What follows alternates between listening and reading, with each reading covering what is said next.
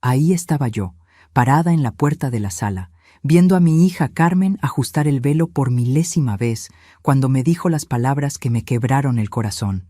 «Mamá, por favor, no aparezcas en las fotos principales. Ya sabes cómo se ve. Tu vestido no combina con el tema, tu cabello está... En fin, no quiero arruinar mis fotos». El silencio que siguió fue ensordecedor. 35 años cuidándola, criándola sola después de que su papá falleció, trabajando doble turno para pagar sus estudios, y ahora yo era un obstáculo en la propia fiesta de su boda. El fotógrafo Arturo bajó la cámara, avergonzado, mientras Roberto, mi yerno, solo movió la cabeza concordando con su esposa. Mi nombre es Esperanza Hernández, tengo 67 años, y siempre me enorgullecí de ser una madre presente. Crié a Carmen y Miguel sola después de que mi esposo José partió hace 8 años, siempre priorizando el bienestar de mis hijos por encima de todo. Soy una mujer sencilla, que trabajé toda la vida como costurera para darles lo mejor a mi familia, y nunca pedí nada a cambio más que amor y respeto. Pero en ese momento, vestida con mi mejor vestido azul marino, el mismo que usé en la graduación de Carmen, me sentí como una extraña en la propia fiesta que yo había ayudado a costear. El salón estaba hermoso, decorado exactamente como Carmen quería, con las flores caras que insistió en tener, pagadas con el dinero que junté vendiendo algunas de mis joyas antiguas. Carmen siempre fue exigente, pero nunca imaginé que llegaría al punto de excluirme de las fotos de su propia boda. «Puedes quedarte allá en el rinconcito, mamá, lejos de las cámaras», me dijo, señalando una silla aislada al fondo del salón. «Roberto tiene familia importante viniendo, gente influyente, y necesitamos causar buena impresión».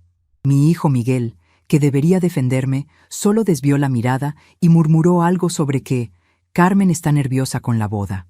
Hasta mi nuera Dolores, que siempre fue educada conmigo, se quedó en silencio, jugando con el celular como si nada estuviera pasando. Pero lo que más me avaló completamente fue darme cuenta de que, en la cabeza de mi propia hija, me había convertido en una vergüenza, alguien a quien esconder en el día más importante de su vida. La historia de cómo llegué a este momento comenzó mucho antes de esta boda. Después de que José murió de un infarto hace 8 años, me convertí en el sostén principal de la familia. Carmen tenía 27 años y acababa de terminar sus estudios de administración, pero en lugar de buscar trabajo inmediatamente, decidió que necesitaba tiempo para encontrar algo bueno. Miguel, por su parte, se había casado con Dolores hacía apenas 2 años y luchaba por establecer su propio negocio de reparación de automóviles. Como buena madre, nunca dejé que mis hijos pasaran necesidades. Trabajaba desde las 6 de la mañana hasta las 8 de la noche en mi pequeño taller de costura, tomando todo tipo de trabajos: arreglos de ropa, uniformes escolares, vestidos de fiesta, cortinas para casas. Durante todos estos años, Carmen vivió en la casa familiar conmigo, pero nunca contribuyó económicamente. «Mamá, tú sabes que cuando consiga un buen trabajo te voy a ayudar», me decía cada vez que yo insinuaba que sería bueno que participara en los gastos. Mientras tanto, yo pagaba la luz, el agua, la comida, el gas, el teléfono, el internet que ella necesitaba para sus búsquedas de empleo, que consistían principalmente en navegar en redes sociales. Cuando finalmente consiguió trabajo en una empresa de contabilidad, su primer sueldo se fue completo en ropa nueva para la oficina, el segundo en un celular de última generación, el tercero en arreglos para el cabello y manicures semanales. Nunca vi un peso de ayuda para los gastos de la casa. Pero todo cambió cuando Carmen conoció a Roberto en una fiesta de la empresa donde trabajaba. Roberto Mendoza era un hombre de 40 años, divorciado, con un hijo adolescente de su primer matrimonio, y trabajaba como supervisor en una fábrica textil en las afueras de la Ciudad de México. Desde el primer día que lo trajo a casa, noté algo en su manera de mirarme que me causó desconfianza. No era desprecio exactamente, pero tampoco era el respeto que uno espera del novio de su hija hacia la madre. Era más bien una evaluación fría, como si estuviera calculando cuánto problema yo representaría en sus planes futuros con Carmen. Las cosas empeoraron rápidamente después de que anunciaron su compromiso. Carmen comenzó a cambiar su manera de hablarme, adoptando un tono más distante y crítico. «Mamá, Roberto dice que necesitas modernizarte un poco. Me dijo un día después de que él había estado en casa para la cena. Tu manera de vestir es muy anticuada, y la decoración de la casa también. Cuando nos casemos y tengamos visitas importantes, va a ser embarazoso. Esas palabras me causaron una tristeza inmensa, pero las tragué en silencio como había aprendido a hacer durante años.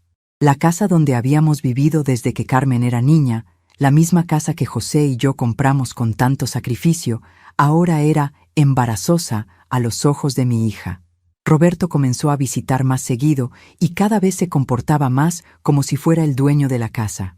Se sentaba en el sillón favorito de José, cambiaba los canales de televisión sin preguntar, hablaba por teléfono con voz muy alta sobre sus negocios mientras yo trataba de coser en silencio. Una noche, mientras Carmen estaba bañándose, se acercó a mí en la cocina y me dijo: «Doña Esperanza, Carmen y yo hemos estado hablando sobre el futuro. Después de la boda, pensamos que sería mejor que usted considerara mudarse a un lugar más pequeño, más apropiado para una señora de su edad. Esta casa es muy grande para una persona sola, y nosotros necesitamos el espacio para empezar nuestra familia». Lo dijo con una sonrisa falsa, pero sus ojos eran fríos como el hielo. Esa noche no pude dormir. Durante horas me quedé despierta pensando en cómo mi propia hija estaba planeando echarme de la casa que yo había ayudado a pagar durante más de 20 años.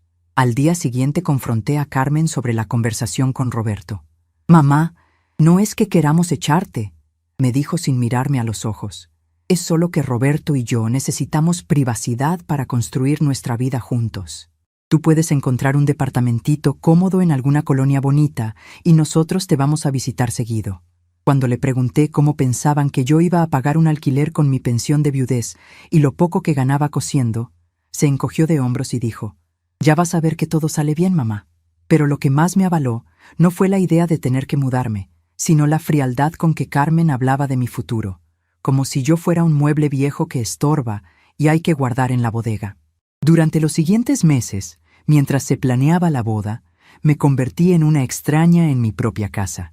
Carmen y Roberto hablaban en voz baja sobre sus planes, dejando de hablar cuando yo entraba a la habitación.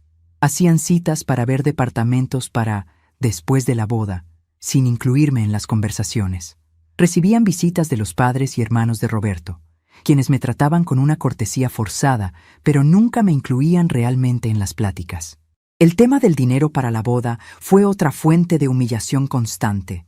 Cuando Carmen me pidió que contribuyera con los gastos, inmediatamente saqué mis ahorros y vendí algunas joyas que José me había regalado durante nuestro matrimonio.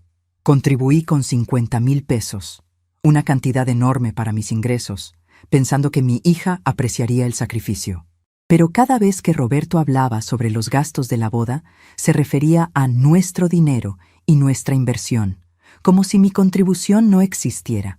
Una vez lo escuché decir por teléfono: «Sí, hemos invertido mucho en esta boda, pero vale la pena para hacer las cosas bien desde el principio».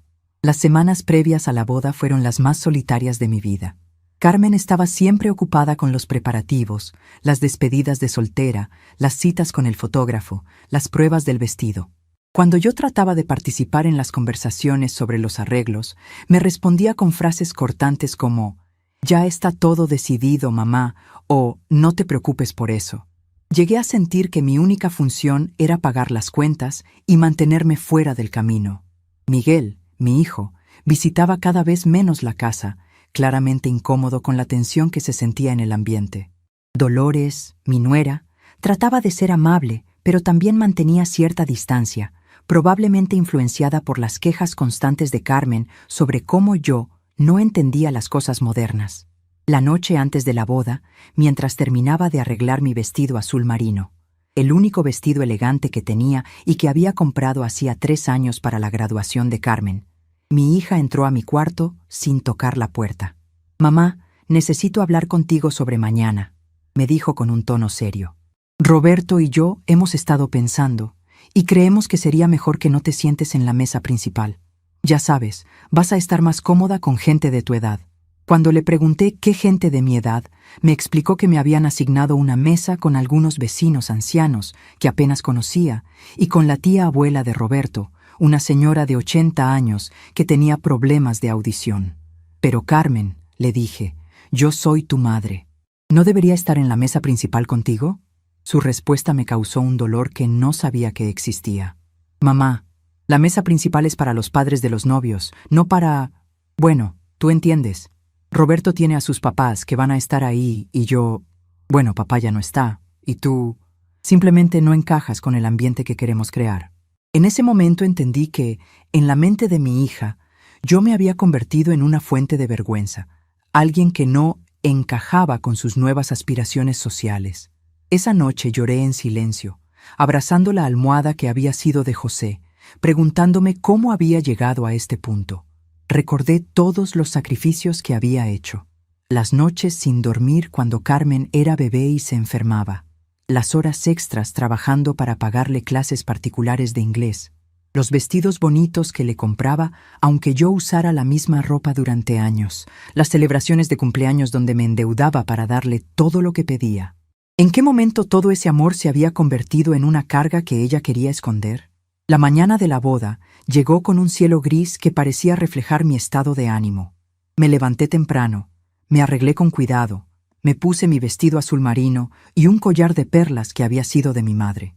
Cuando bajé a la cocina, Carmen ya estaba ahí con 2 amigas que habían venido a ayudarla a prepararse. «Ay, doña Esperanza», dijo una de ellas al verme, «qué elegante se ve». Pero Carmen apenas me miró y murmuró algo sobre que tenían que irse pronto al salón de belleza. En el salón de belleza, yo me quedé sentada en una esquina mientras Carmen se arreglaba rodeada de sus amigas, la madrina, las hermanas de Roberto. Nadie me incluyó en las conversaciones sobre el peinado, el maquillaje, los últimos detalles. Era como si fuera invisible. Cuando el peinador me preguntó si quería que me arreglara el cabello, Carmen respondió por mí. «No, ella está bien así. No queremos exagerar». Sus amigas rieron, y yo me encogí un poco más en mi silla. Ya en el salón de la boda, mientras ayudaba a Carmen con los últimos detalles del vestido, fue cuando me dijo esas palabras que me quebraron el alma, que no apareciera en las fotos principales. El fotógrafo Arturo, un hombre de unos 45 años que parecía profesional y educado, se veía claramente incómodo con la situación. «¿Está segura, señorita Carmen?», le preguntó. Normalmente las madres de los novios son las primeras en las fotos familiares. Pero Carmen fue firme. «Estoy segura. Mi mamá va a estar mejor disfrutando la fiesta desde su lugar». Roberto, que había estado escuchando la conversación, se acercó y puso su mano en mi hombro con una falsa sonrisa. «Doña Esperanza, usted entiende, ¿verdad? Carmen quiere que todo salga perfecto, y ya sabe cómo son las mujeres con estas cosas de las fotos». Lo dijo como si fuera una broma, pero sus ojos me decían claramente que él había sido quien había puesto esta idea en la cabeza de mi hija. Mientras veía a Carmen posar para foto tras foto, con gente que apenas conocía, mientras escuchaba las risas y los comentarios sobre lo hermosa que se veía, mientras observaba cómo Roberto presentaba a sus padres con orgullo a todos los invitados, me quedé sentada en mi silla aislada, sintiéndome como un fantasma en la fiesta de mi propia hija. Cada flash de la cámara era como un rayo que me recordaba que yo ya no era importante en su vida, que me había convertido en alguien a quien tolerar, pero no celebrar. Pero lo que ellos no sabían era que esa iba a ser la última vez que me verían como la Esperanza sumisa y complaciente de siempre. Lo que no imaginaban era que, después de 67 años de vivir para otros, finalmente había llegado mi momento de vivir para mí misma, y todo estaba a punto de cambiar para siempre. Durante toda la ceremonia, me quedé sentada en esa silla aislada, observando desde lejos mientras mi hija posaba para cientos de fotos sin mí. Cada flash de la cámara de Arturo era como un rayo que me atravesaba el pecho, recordándome que yo no era bienvenida en esos momentos que deberían haber sido nuestros. Cuando llegó la hora de las fotos familiares, Carmen hizo señas discretamente para que permaneciera donde estaba, mientras llamaba hasta a los primos lejanos de Roberto para que posaran a su lado. Vi a mi hija sonriendo radiante al lado de gente que apenas conocía, pero evitando mi mirada a toda costa. Miguel trató de llamarme una vez, pero Carmen lo cortó rápidamente. «No, deja que mamá descanse allá. Ya está cansada». como si fuera una señora inválida que necesitaba cuidados especiales. Las memorias comenzaron a regresar una por una, como olas que me golpeaban el alma sin piedad. Recordé cuando Carmen tenía apenas 5 años y se enfermó con una fiebre alta que duró 3 días.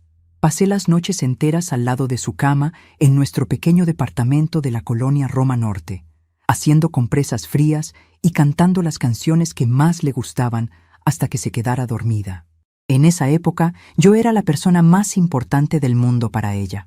«Mamita, no te vayas de mi lado», me susurraba con su vocecita frágil. También recordé cómo trabajé horas extras durante meses para comprar el vestido de graduación que ella quería.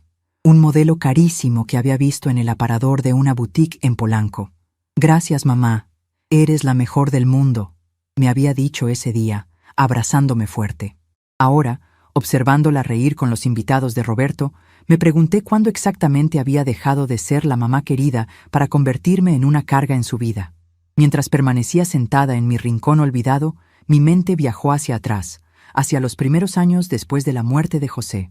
Carmen tenía 27 años entonces, recién graduada de la universidad, pero en lugar de buscar trabajo inmediatamente, decidió tomarse un año sabático para encontrar su camino. Durante esos 12 meses, yo seguí manteniéndola completamente, pagando desde su ropa hasta sus salidas con amigas, mientras ella se dedicaba a tomar clases de yoga, cursos de repostería y talleres de desarrollo personal. «Mamá, necesito tiempo para crecer como persona», me decía cada vez que yo insinuaba suavemente que sería bueno que contribuyera económicamente. «Cuando encuentre mi verdadera vocación, voy a ser capaz de ayudarte mucho más». Recordé también las madrugadas interminables en mi máquina de coser, trabajando en uniformes escolares durante la temporada de agosto, cuando todas las madres del barrio venían a encargarme la ropa de sus hijos. Me levantaba a las 4 de la mañana para adelantar trabajo antes de que Carmen se despertara, porque ella se quejaba de que el ruido de la máquina le daba dolor de cabeza. Trabajaba hasta las 10 de la noche, con apenas unas horas de descanso para comer y hacer las tareas domésticas. Todo el dinero que ganaba se iba en mantener la casa y darle a Carmen los pequeños gustos, que según ella necesitaba para no sentirse diferente a sus amigas universitarias que tenían padres con mejores trabajos.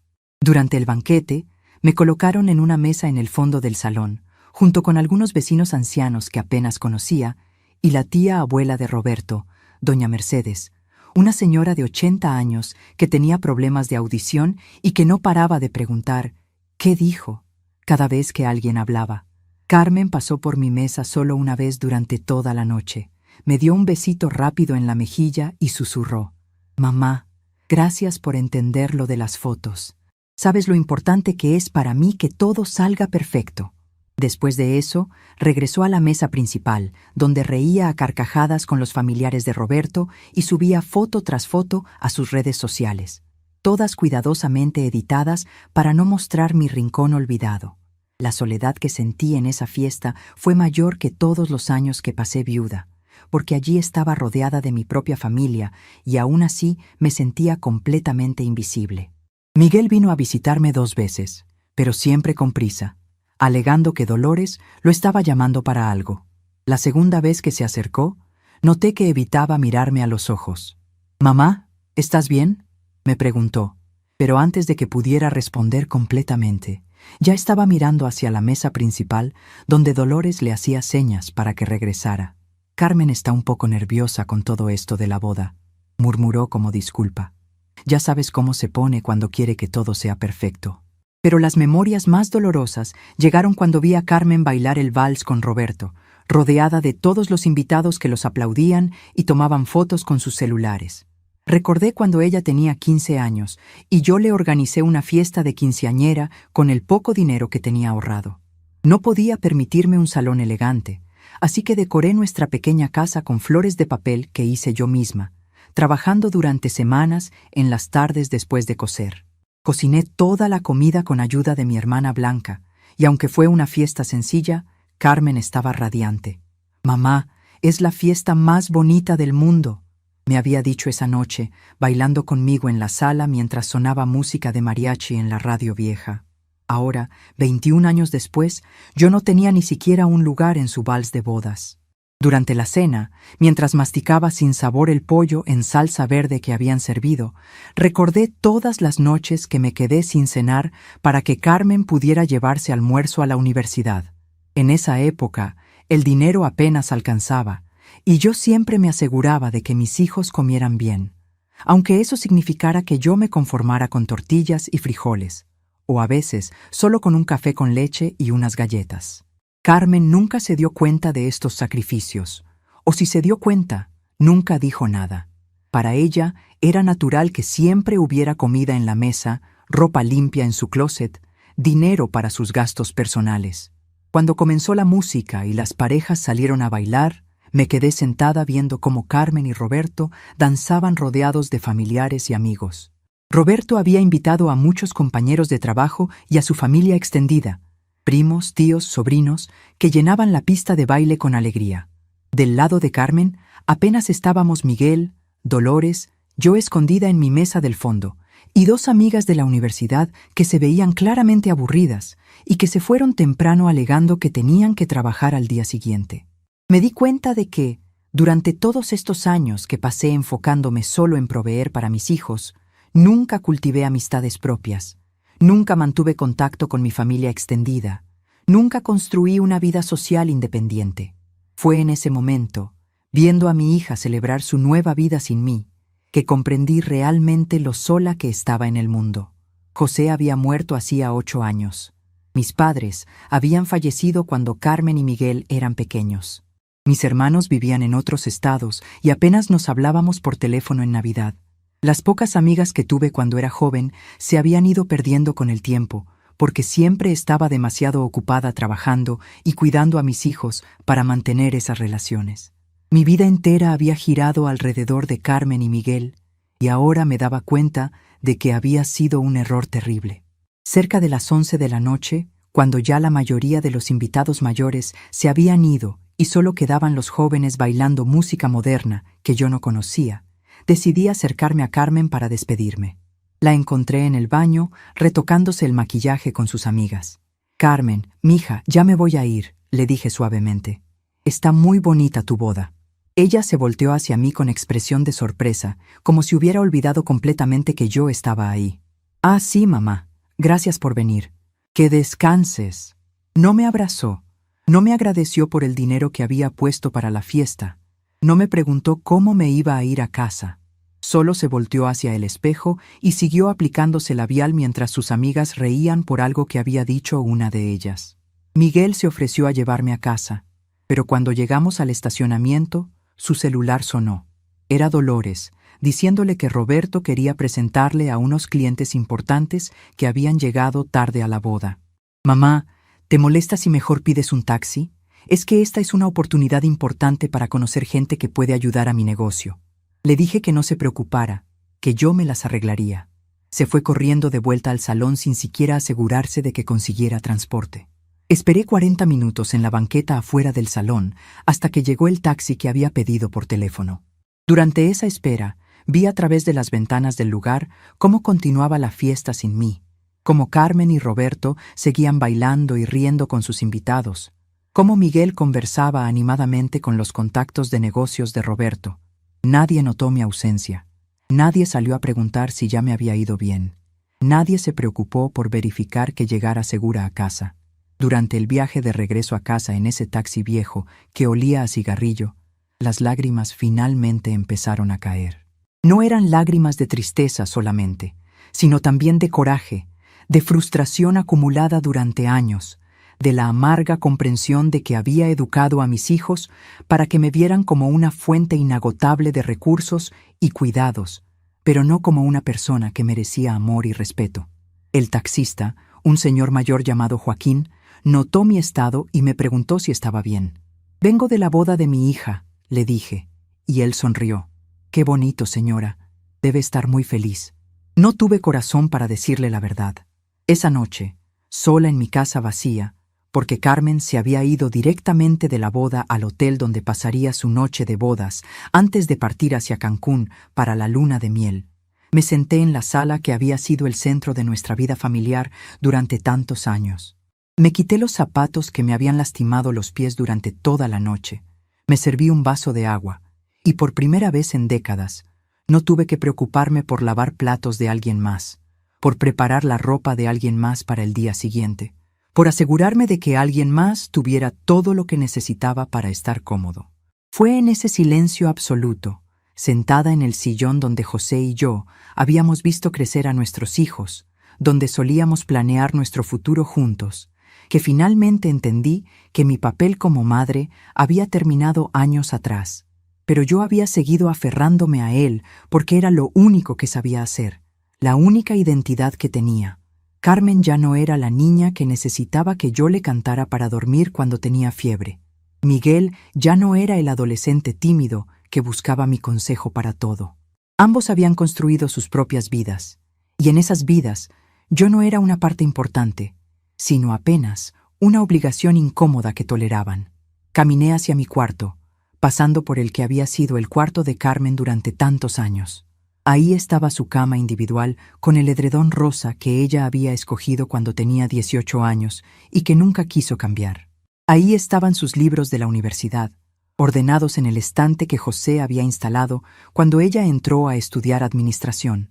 Ahí estaban las fotos de sus graduaciones, de sus viajes con amigas, de sus diferentes novios a lo largo de los años.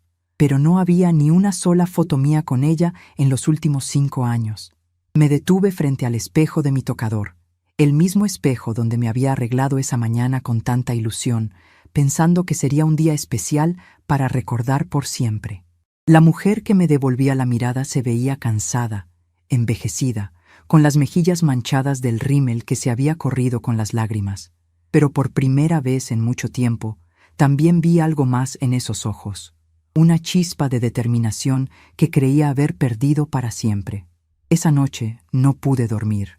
Me quedé despierta hasta el amanecer, pensando en todos los años que había dedicado a vivir para otros, a definirme únicamente a través de mi papel como madre y esposa.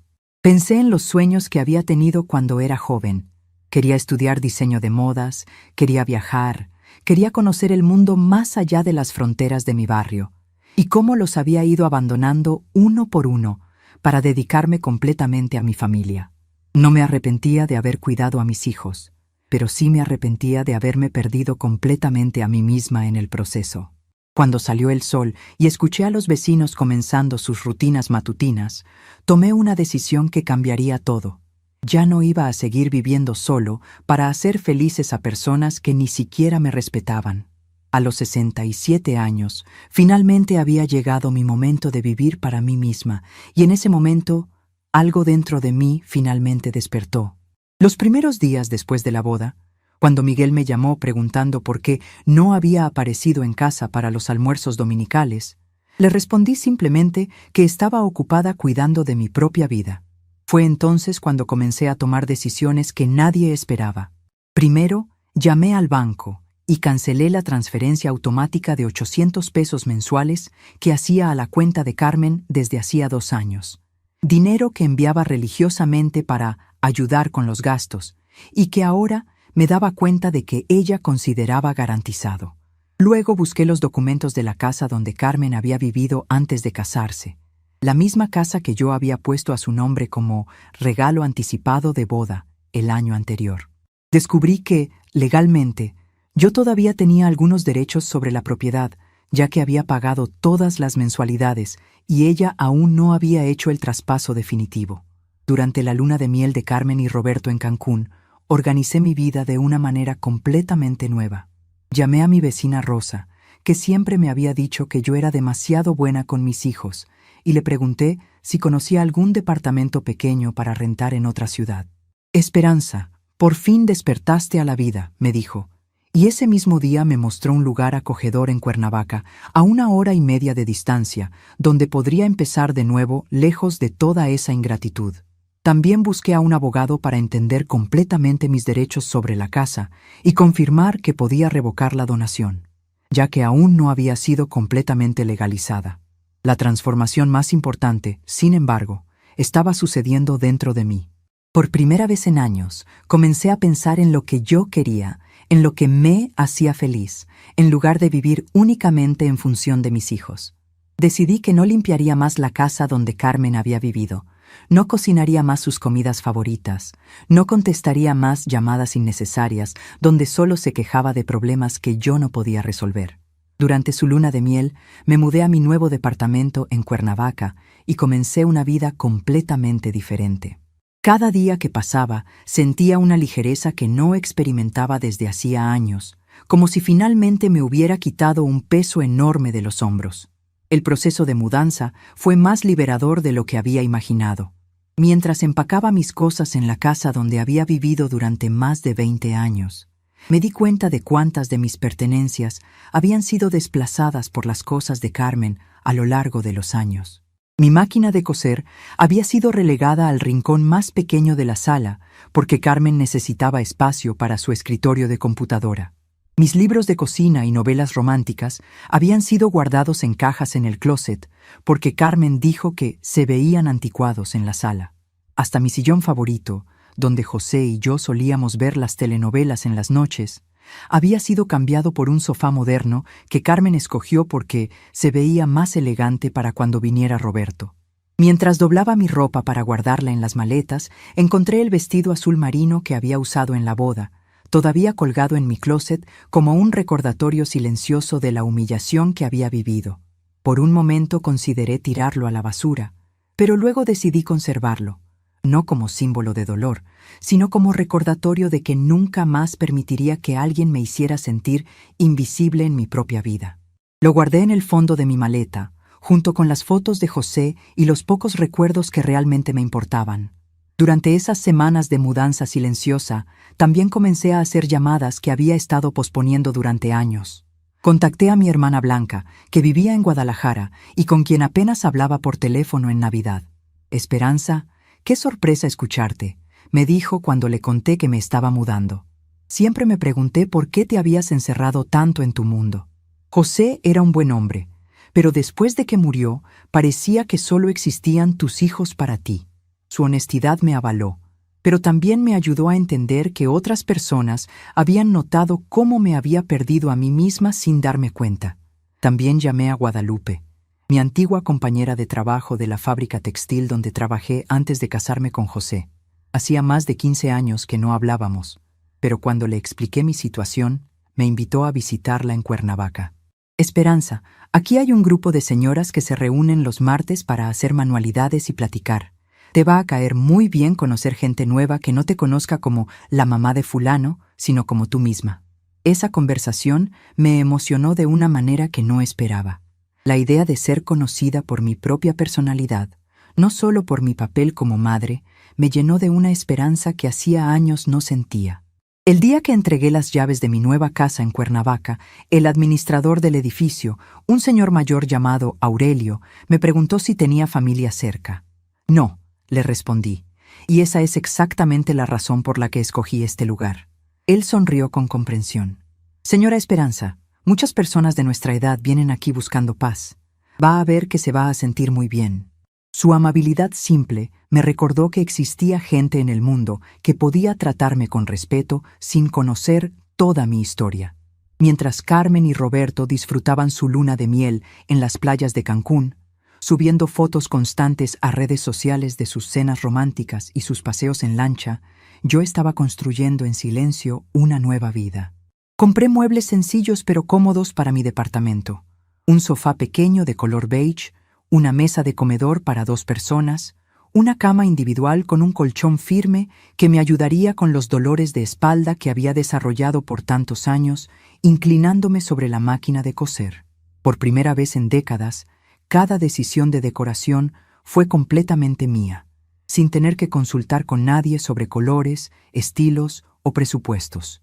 Una mañana, mientras organizaba mi nueva cocina, me di cuenta de que estaba tarareando una canción de José Alfredo Jiménez que hacía años no cantaba.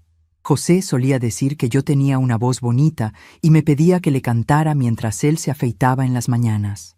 Después de que murió, dejé de cantar porque Carmen se quejaba de que le daba tristeza escuchar las canciones que su papá había amado. Pero ahí, en mi cocina nueva, con el sol entrando por la ventana que daba a un pequeño jardín, volví a sentir ganas de cantar. Era como si una parte de mí, que había estado dormida durante años, finalmente estuviera despertando. También comencé a redescubrir placeres simples que había abandonado. Compré libros en el mercado de la esquina, novelas románticas y biografías de mujeres famosas que siempre me habían interesado pero que nunca había tenido tiempo de leer. Me inscribí en una clase de aeróbicos para adultos mayores en el centro comunitario del barrio. Comencé a caminar todas las mañanas por las calles tranquilas de Cuernavaca, saludando a los vecinos que regaban sus jardines y observando cómo la ciudad despertaba cada día.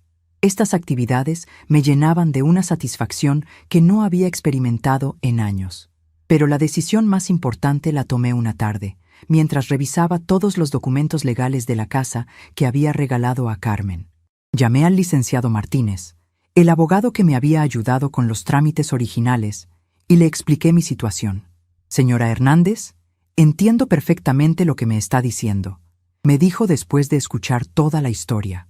«Legalmente, usted tiene derecho a revocar esa donación, porque aún no se han completado todos los trámites de transferencia.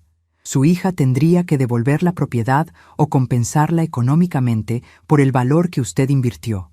Esa información me dio una sensación de poder que no había sentido en décadas. No era venganza lo que buscaba, sino justicia. Durante años había dado y dado sin recibir ni siquiera respeto básico a cambio. Había financiado la educación de Carmen, pagado sus gastos durante años de adulta, contribuido generosamente para su boda y regalado una casa completa. Todo eso mientras trabajaba hasta altas horas y sacrificaba mis propias necesidades. Era hora de que ella entendiera que mis recursos no eran infinitos y que mi generosidad tenía límites. Durante esas semanas en Cuernavaca, también comencé a hacer nuevas amistades.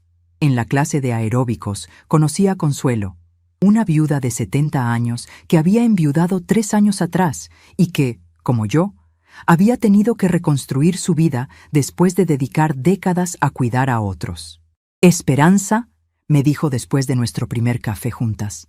«A mí me costó mucho trabajo entender que uno no se muere cuando dejan de necesitarte. Al contrario, ahí es cuando empieza tu verdadera vida». Sus palabras me emocionaron profundamente porque reflejaban exactamente lo que yo estaba descubriendo sobre mí misma. También conocí a Leticia, la dueña de la pequeña tienda de telas donde comencé a comprar materiales para retomar mi costura como hobby, no como obligación económica. Cuando le conté que era costurera profesional, sus ojos se iluminaron. «Esperanza, aquí hace falta alguien que dé clases de costura. Las señoras del barrio siempre están preguntando si conozco a alguien que les enseñe a hacer arreglos básicos». La idea de enseñar costura por placer, no por necesidad, me pareció maravillosa. Sería una manera de compartir mis conocimientos mientras conocía más gente y mantenía mis manos ocupadas. Un martes por la tarde, mientras practicaba puntos de bordado que hacía años no hacía, sonó mi teléfono. Era Miguel. Su voz sonaba extraña, un poco nerviosa. «Mamá, ¿dónde estás? Pasé por la casa y está vacía. Los vecinos me dijeron que te mudaste, pero no sabían a dónde». Por primera vez en mi vida, no me apresuré a tranquilizar a mi hijo inmediatamente. Dejé que el silencio se extendiera unos segundos antes de responder. «Estoy bien, Miguel. Decidí hacer algunos cambios en mi vida». Cuando me preguntó qué tipo de cambios, simplemente le dije que ya hablaríamos cuando fuera el momento apropiado. Esa noche, mientras veía el atardecer desde la ventana de mi nuevo departamento, reflexioné sobre lo mucho que había cambiado en tan pocas semanas. Por primera vez en décadas, nadie dependía de mí para nada. No había ropa que lavar para otros, no había comidas que preparar para otros, no había problemas de otros que resolver. Mi tiempo era completamente mío, y con esa libertad vino una paz que no sabía que era posible sentir. Sabía que Carmen y Roberto regresarían pronto de su luna de miel, y sabía que tarde o temprano tendrían que enfrentar las consecuencias de haberme tratado como una ciudadana de segunda clase en mi propia vida. Pero ya no sentía ansiedad por esa confrontación inevitable. Al contrario, sentía una calma profunda, la serenidad de alguien que finalmente había tomado control de su propio destino. Y cuando llegara el momento de explicar mis decisiones, estaría completamente lista para defender la nueva esperanza que había nacido de las cenizas de la mujer invisible que solía ser. Todo estaba a punto de cambiar, y por primera vez en años, ese cambio sería en mis propios términos. Carmen descubrió dónde estaba viviendo a través de Rosa, mi antigua vecina, y llegó a tocar mi puerta al final de la tarde de un martes, todavía bronceada del viaje, pero con el rostro completamente transfigurado por la furia. «Mamá, ¿qué significa esto?», gritó, agitando el papel que había dejado en mi antigua casa antes de mudarme. La carta era simple y directa. «Carmen, decidí que es hora de que aprendan a vivir sin depender de mí. A partir de hoy, me ocuparé únicamente de mi propia vida. La casa regresa a mi nombre, pues me di cuenta de que fue un error donársela a alguien que se avergüenza de mí. No me busquen. Esperanza». Roberto estaba detrás de ella, nervioso, tratando de entender cómo la casa donde pensaban vivir después de la boda, de repente ya no estaba disponible. Miguel llegó minutos después, trayendo a Dolores, todos queriendo una explicación que yo no tenía obligación de dar. «No puedes hacerme esto, mamá. Esa casa era mía», berró Carmen, las lágrimas corriendo por el maquillaje perfecto que se había puesto para venir a confrontarme.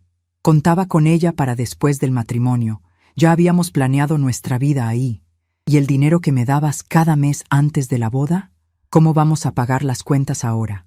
Fue ahí cuando me di cuenta de cuánto se había acostumbrado mi hija a usarme como una fuente inagotable de recursos, sin nunca retribuir ni siquiera con respeto básico. «Puedes trabajar, Carmen. Igual que yo trabajé 35 años para mantenerlos», respondí con una calma que me sorprendió a mí misma. Roberto trató de convencerme hablando sobre responsabilidades familiares y sobre lo malo que sería para su imagen quedarse sin casa. Pero yo ya había tomado mi decisión y nada de lo que dijeran la cambiaría. Miguel trató de ser el mediador, suplicándome que no hiciera locuras y que pensara en la familia. Pero por primera vez en mi vida le dije que no a mi hijo. ¿La familia pensó en mí cuando me pusieron en un rincón escondido en la boda? ¿La familia pensó en mí cuando me trataron como una vergüenza? Ahora es mi turno de pensar en mí. Les expliqué que ya había rentado un departamento en otra ciudad, que ya había cancelado todas las ayudas económicas que les daba y que no pensaba retractarme. Carmen trató de chantajearme emocionalmente, hablando sobre cómo yo estaba destruyendo a la familia y cómo ella solo quería fotos bonitas en la boda, pero sus palabras ya no me lastimaban como antes. Les entregué las llaves de la casa a Roberto y les dije que tenían 30 días para sacar las pertenencias que aún estaban ahí. Querían que desapareciera de las fotos. Entonces fue exactamente lo que hice. «Ahora voy a desaparecer de sus vidas también», les dije mientras cerraba la puerta de mi departamento, dejándolos parados en el pasillo sin saber qué hacer. A través de la mirilla los vi discutir entre ellos durante varios minutos antes de irse. Carmen lloraba desconsoladamente mientras Roberto la consolaba, pero ya no era mi responsabilidad arreglar sus problemas. Por primera vez en décadas, sus lágrimas no me movieron a correr a rescatarlos. Los días siguientes fueron una prueba de fuego para mi nueva resolución. Carmen comenzó a llamarme 3 o 4 veces al día, alternando entre súplicas desesperadas y gritos de indignación. «Mamá, no puedes abandonarme así. Soy tu única hija», sollozaba en algunos mensajes. En otros, su tono era completamente diferente. «Esto es ridículo. Estás actuando como una adolescente rebelde. Papá estaría muy decepcionado de ti». Cada llamada que no contesté se sintió como una pequeña victoria sobre la culpa que había controlado mi vida durante tanto tiempo. Miguel adoptó una estrategia diferente. Comenzó a aparecer en mi departamento sin avisar, tratando de sorprenderme en momentos de debilidad. La primera vez que vino, llegó con flores y una cara de súplica que me recordó al niño pequeño que solía consolarse en mis brazos cuando tenía pesadillas. «Mamá, por favor, esto ya se salió de control. Carmen está desesperada, Roberto está furioso, y yo no sé qué hacer para arreglar las cosas». Su estrategia era hablarme como si yo fuera la responsable de solucionar un problema que otros habían creado.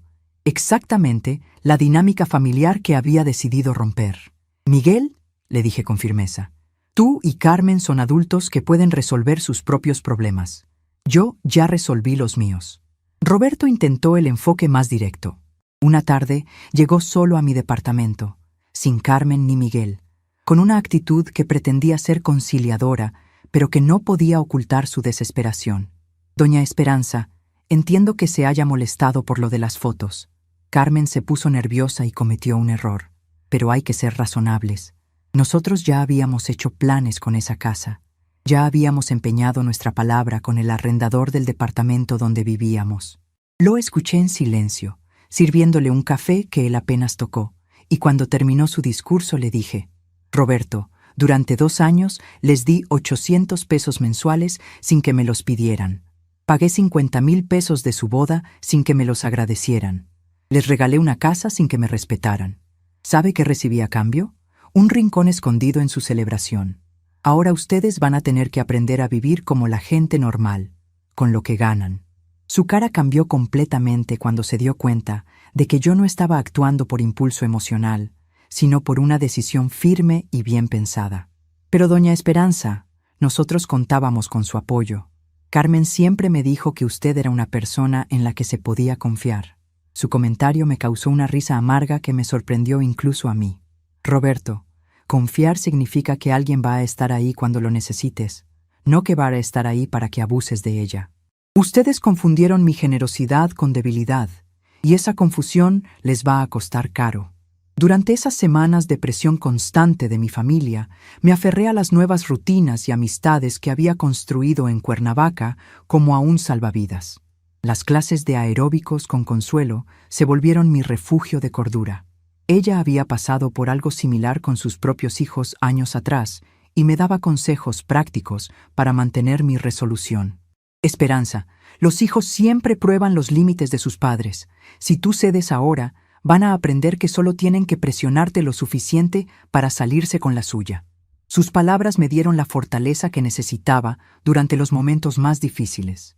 También encontré un gran apoyo en Leticia, la dueña de la tienda de telas, quien me había ofrecido dar clases de costura en su local. Comenzar a enseñar nuevamente me recordó lo mucho que sabía sobre un oficio que había dominado durante décadas. Las alumnas, mujeres de todas las edades que querían aprender desde lo básico hasta técnicas avanzadas, me trataban con un respeto genuino que contrastaba dramáticamente con la manera en que mi propia familia me había tratado. Maestra Esperanza, me decían, y ese título simple me llenaba de un orgullo que hacía años no sentía. Una tarde, mientras enseñaba a una jovencita llamada Patricia a hacer ojales perfectos, ella me preguntó sobre mi familia. Maestra, ¿usted tiene hijos? Cuando le dije que sí, pero que vivíamos separados, su respuesta me tomó por sorpresa. Qué raro que sus hijos no vivan cerca para cuidarla. Si mi mamá supiera coser como usted, yo estaría todo el tiempo pidiéndole que me enseñe. Su comentario inocente me hizo reflexionar sobre cómo Carmen nunca había mostrado interés en aprender nada de mí. Nunca había valorado mis conocimientos o habilidades como algo digno de admirar. El punto de quiebre llegó 3 semanas después de mi mudanza, cuando Carmen apareció en mi departamento acompañada de un hombre que no conocía. Era un abogado que habían contratado para intimidarme legalmente. Señora Hernández, me dijo el licenciado con tono pomposo, mi cliente me ha informado que usted está tratando de revocar una donación que se hizo en buena fe. Debo advertirle que esto podría traer consecuencias legales complicadas. Su estrategia era claramente asustarme para que retrocediera, pero habían subestimado cuánto había cambiado. Saqué mi propio folder con los documentos que el licenciado Martínez había preparado para mí y se los mostré. Aquí están todos mis derechos legales perfectamente explicados. Si quieren pelear esto en los tribunales, perfecto. Tengo tiempo, tengo dinero ahorrado y tengo la razón de mi lado. La cara de Carmen cuando vio que yo había estado preparándome legalmente para esta confrontación fue una mezcla de shock y pánico. Mamá, ¿contrataste un abogado contra nosotros? ¿Contra tu propia familia? Su indignación era genuina porque durante toda su vida había asumido que yo nunca me defendería realmente, que siempre cedería al final para mantener la paz familiar. Carmen, le respondí con una tranquilidad que me sorprendió. Ustedes trajeron un abogado primero. Yo simplemente me aseguré de proteger mis intereses, como cualquier persona razonable haría. El abogado de Carmen revisó mis documentos y su expresión cambió notablemente. Se disculpó diciendo que necesitaba estudiar el caso más detalladamente, antes de proceder, lo que era una manera educada de decir que se había dado cuenta de que mi posición legal era sólida. Después de que se fueron, Carmen se quedó unos minutos más, sentada en mi sofá nuevo, llorando en silencio. Por un momento sentí el viejo impulso de consolarla, de decirle que todo estaría bien, de ofrecer solucionar todos sus problemas, pero me mantuve firme, observándola con compasión, pero sin ceder. «Mamá», me dijo finalmente, «no entiendo por qué estás siendo tan cruel con nosotros. Siempre fuiste una buena madre. ¿Por qué cambiar ahora?». Su pregunta me permitió explicarle algo que había estado pensando durante semanas. «Carmen, precisamente porque fui una buena madre es que estoy haciendo esto». Una buena madre enseña a sus hijos a ser independientes, responsables y agradecidos. Yo los malcrié permitiendo que me faltaran al respeto, y ahora estoy corrigiendo ese error antes de que sea demasiado tarde. Cuando se fue esa tarde, supe que había ganado algo más importante que una batalla legal o familiar. Había recuperado mi autoestima, mi dignidad y mi derecho a ser tratada como una persona valiosa. Ya no era la esperanza invisible que toleraba cualquier cosa con tal de mantener unida a su familia. Era una mujer de 67 años que había decidido que merecía respeto y que no iba a aceptar menos de lo que merecía. Esa noche, mientras veía las estrellas desde la ventana de mi departamento en Cuernavaca, pensé en José y en lo que él habría opinado de todas estas decisiones. Creo que se habría sentido orgulloso de verme finalmente defender mi valor como persona. Durante años después de su muerte, había vivido como si mi vida hubiera terminado con la de él, como si mi único propósito fuera servir a nuestros hijos hasta el día de mi muerte. Pero ahora entendía que José habría querido que yo fuera feliz, que construyera una vida plena para mí misma, que no me sacrificara completamente por hijos que ya eran adultos, capaces de cuidarse solos. Los días que siguieron fueron más tranquilos. Carmen y Roberto dejaron de llamar constantemente. Miguel redució sus visitas sorpresa, y yo pude concentrarme completamente en construir mi nueva vida. Había ganado algo más valioso que dinero o propiedades. Había recuperado mi identidad como persona independiente, digna de respeto y amor verdadero. Y por primera vez en décadas, me sentía completamente en paz conmigo misma. 3 meses después de la mudanza, despierto todas las mañanas en mi departamento pequeño y acogedor, con vista a una placita donde los niños juegan y los ancianos juegan dominó. Ya no hay llamadas desesperadas pidiendo ayuda económica, ya no hay visitas de último momento donde tengo que dejar todo para cuidar los problemas de otros. Ya no hay esa sensación constante de que soy una carga en la vida de las personas que más amo. Por primera vez en décadas, mi rutina es completamente mía. Tomo café mientras leo un libro, cuido las plantas de mi pequeño balcón, converso con los vecinos que respetan y valoran mi compañía. Cuando suena el teléfono, raramente sucede. Ya no siento esa ansiedad de quien necesita estar siempre disponible para resolver crisis ajenas. La semana pasada, Miguel apareció en mi puerta sin avisar, con una expresión de quien finalmente entendió la gravedad de la situación. «Mamá, Carmen está pasando por dificultades económicas. Roberto perdió el trabajo después de que regresaron de la luna de miel y no pueden pagar la renta del nuevo departamento». Le ofrecí un café y lo escuché en silencio, pero no sentí la antigua compulsión de resolver inmediatamente todos los problemas de la familia. «¿Y qué quieren que haga, Miguel?», le pregunté con sinceridad. Se quedó sin palabras, probablemente esperando que saliera corriendo a rescatar a Carmen como siempre hice. Pero esa esperanza ya no existe. Cuando se fue, sin conseguir la ayuda que esperaba, cerré la puerta con un suspiro de alivio y regresé a mi lectura en el balcón. Mi nueva rutina había encontrado un ritmo perfecto que me llenaba de satisfacción. Las mañanas las dedicaba a mis plantas. Había descubierto que tenía talento para la jardinería cuando compré unas macetas para decorar mi balcón. Las flores de bugambilia que planté ya estaban floreciendo en colores púrpura y rosa que alegran toda la vista desde mi ventana. Los vecinos del edificio a menudo se detienen para admirar mi pequeño jardín y me piden consejos. Doña Refugio, que vive en el departamento de abajo, siempre me dice: Esperanza, tienes manos de oro. Todo lo que tocas florece. Sus palabras me llenan de un orgullo simple pero profundo que hacía años no experimentaba. Las tardes las paso en el taller de costura que Leticia me permitió establecer en la parte trasera de su tienda. Lo que comenzó como clases casuales se ha convertido en algo mucho más importante. Tengo 8 alumnas regulares, desde Patricia, la jovencita de 18 años que quiere aprender a hacer su propia ropa, hasta Amparo, una señora de 60 años que siempre quiso coser pero nunca tuvo tiempo cuando sus hijos eran pequeños.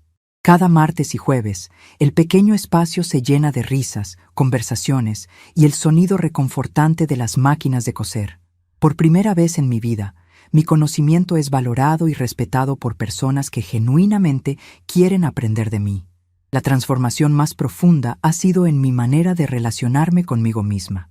Durante décadas, mi identidad estuvo completamente definida por mi capacidad de satisfacer las necesidades de otros. Era la esposa de José, la madre de Carmen y Miguel, la abuela que esperaba ser, la costurera que arreglaba todo para todos.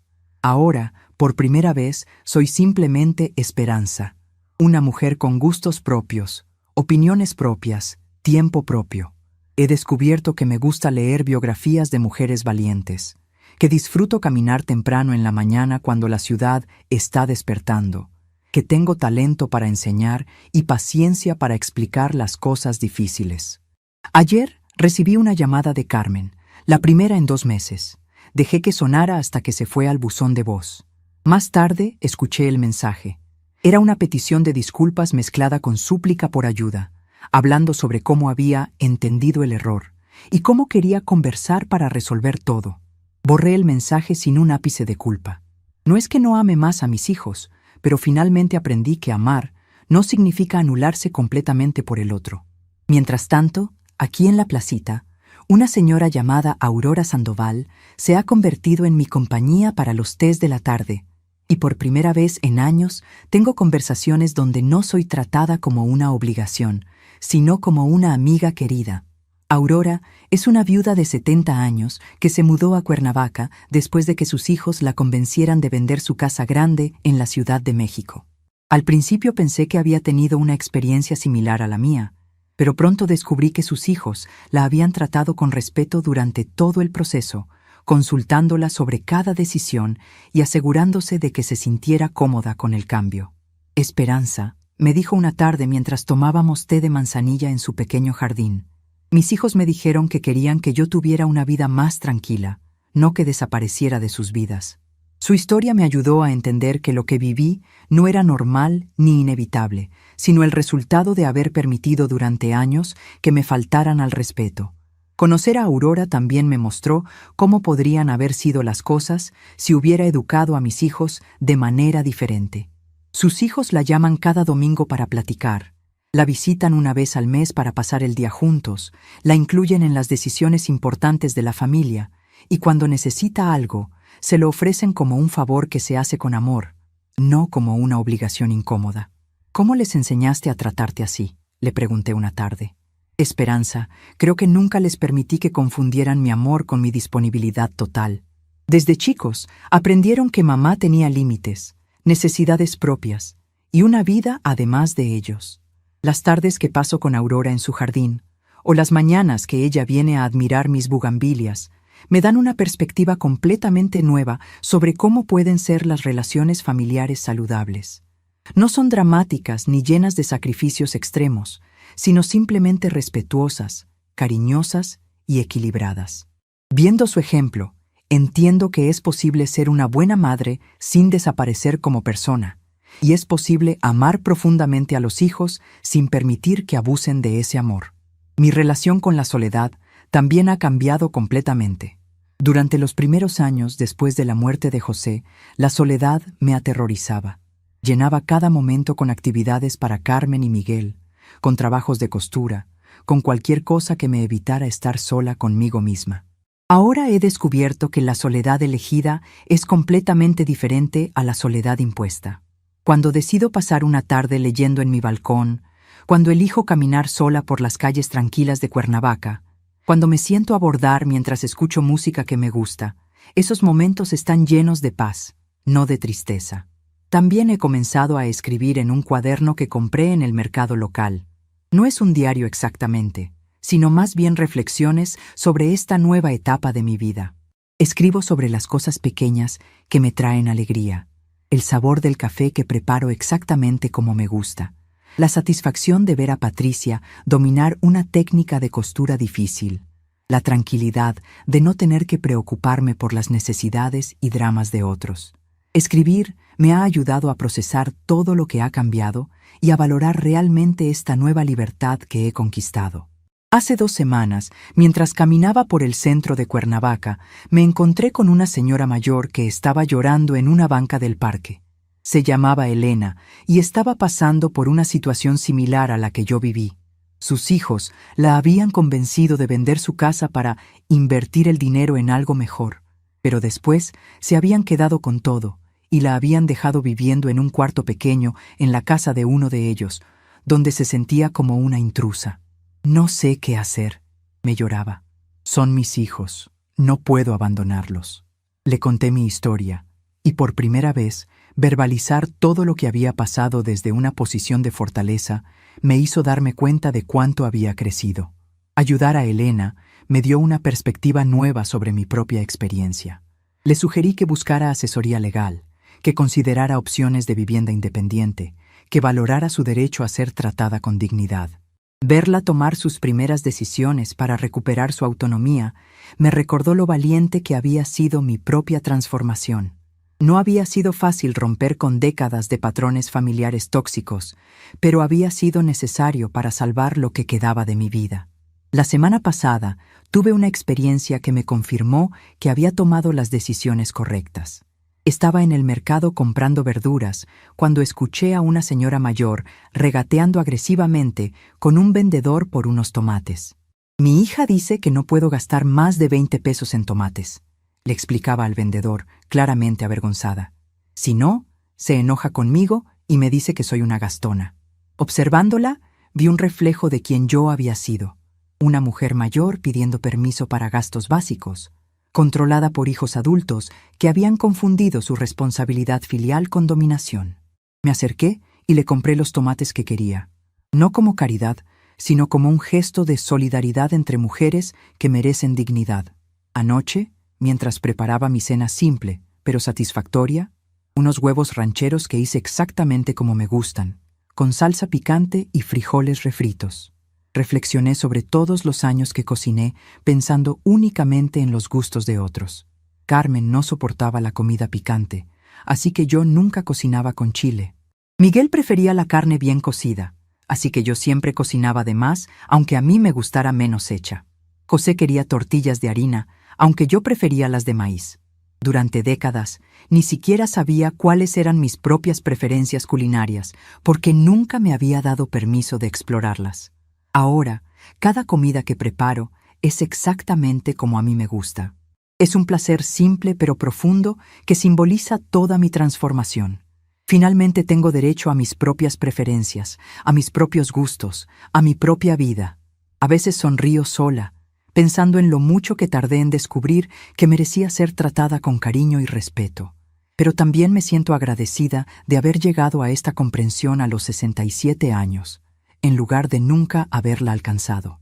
Hay mujeres que mueren sin haber vivido un solo día para sí mismas, sin haber conocido la paz de la autonomía verdadera.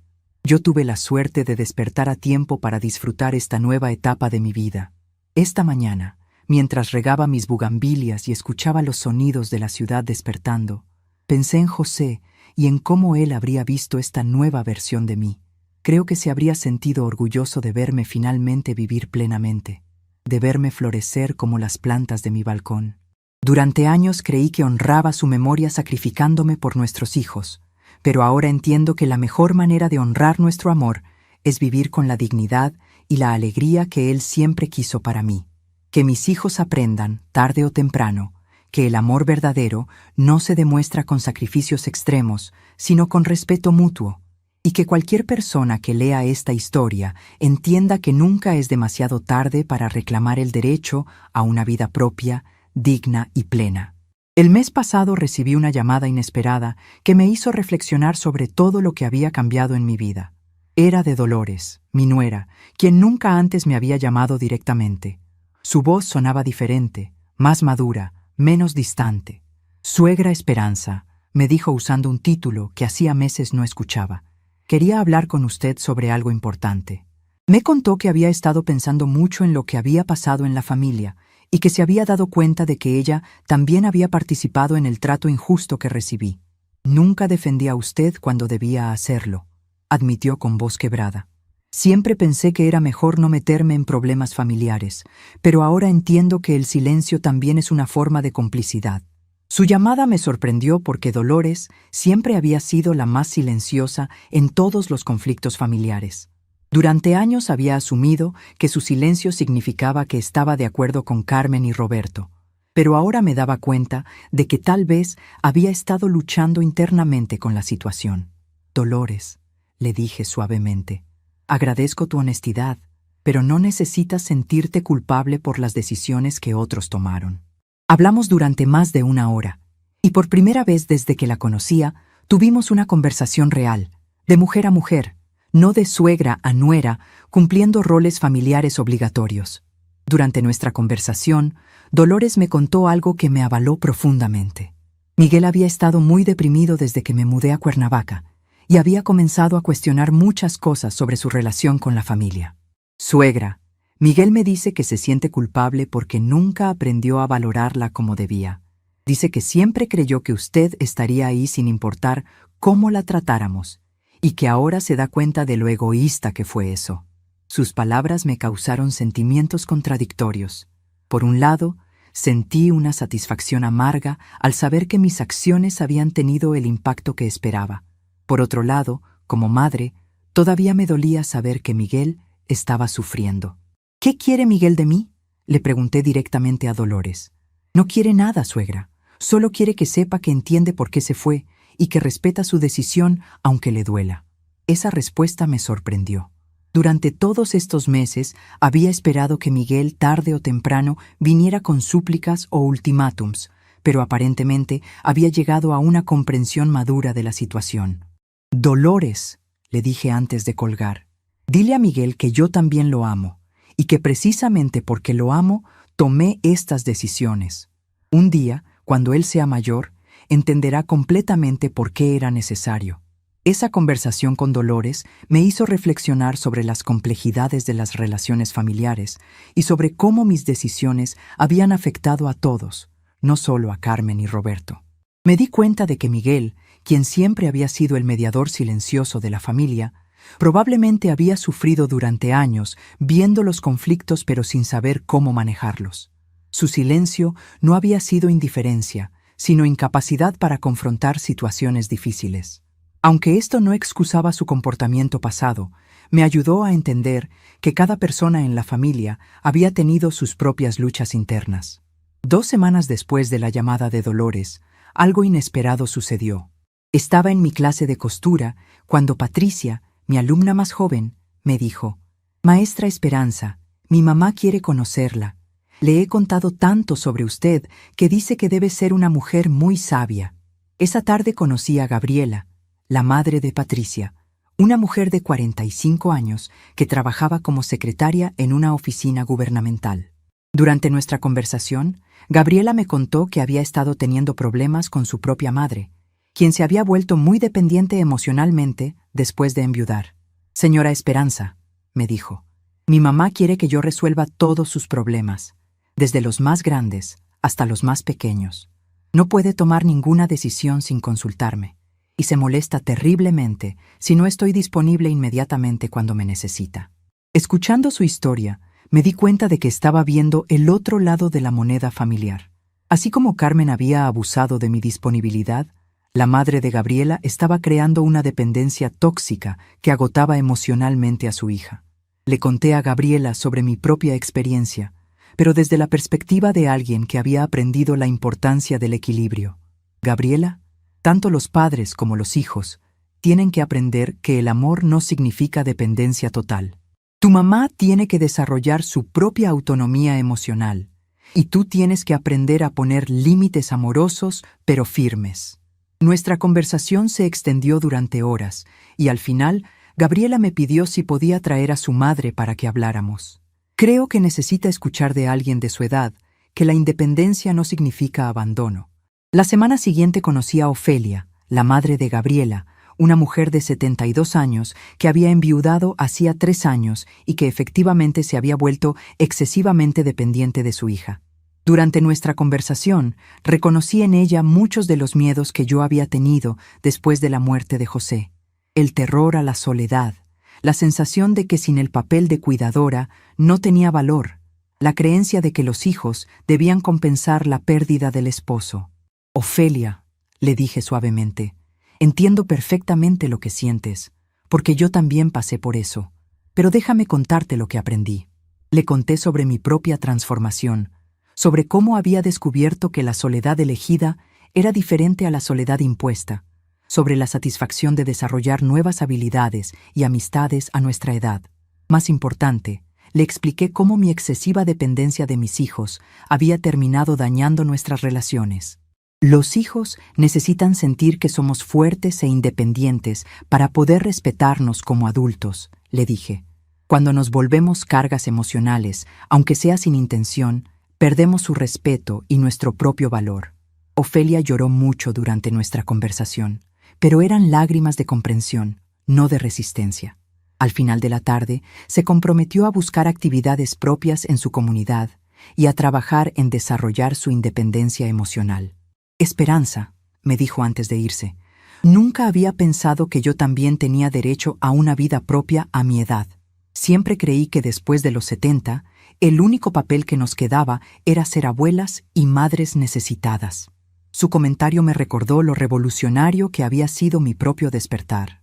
Estas experiencias ayudando a otras mujeres me han dado un propósito nuevo que no esperaba encontrar. Me he convertido en una especie de consejera informal para señoras mayores que están navegando las complicadas dinámicas familiares de la vejez. Aurora me presentó a varias amigas suyas que habían tenido experiencias similares y ahora nos reunimos una vez por semana para tomar café y compartir nuestras historias. Nos llamamos en broma las Libres de Cuernavaca, porque todas hemos llegado a algún tipo de liberación personal después de los 60 años. En nuestras reuniones hablamos de todo, desde cómo manejar hijos adultos que quieren controlar nuestras finanzas, hasta cómo encontrar nuevas pasiones cuando creíamos que ya era demasiado tarde. Carmen, una de las integrantes del grupo, comenzó a tomar clases de pintura a los 75 años. Mercedes aprendió a manejar a los 68 años después de que murió su esposo. Todas tenemos historias de transformación que comenzaron en momentos que parecían ser puntos finales. Lo que más me ha impresionado de estas amistades es la energía y vitalidad que todas compartimos. Contrario a los estereotipos sobre las mujeres mayores, somos un grupo dinámico, opinado y lleno de planes para el futuro. Hablamos de lugares que queremos visitar, libros que queremos leer, habilidades que queremos desarrollar. Ninguna de nosotras se ve a sí misma como una persona cuya vida ya terminó, sino como mujeres que finalmente tienen la libertad de explorar quiénes somos cuando no estamos definidas únicamente por nuestros roles familiares. Esta nueva perspectiva me ha ayudado a entender que lo que viví con Carmen no fue solo una lección para ella, sino también una liberación para mí.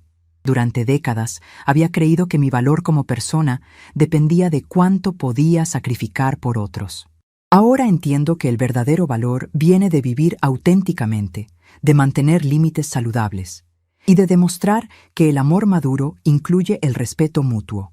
Ayer por la tarde, mientras preparaba la cena para mis nuevas amigas que venían a celebrar el cumpleaños de Aurora, reflexioné sobre todo lo que había ganado en estos meses. No solo había recuperado mi dignidad y autonomía, sino que había descubierto una versión de mí misma que no sabía que existía.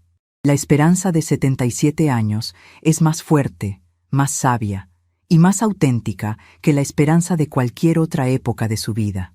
A veces, el mayor reinicio es el silencio que uno decide mantener. Estamos curiosos para saber hasta dónde llegó esta historia. ¿Desde dónde estás viendo? Comenta abajo.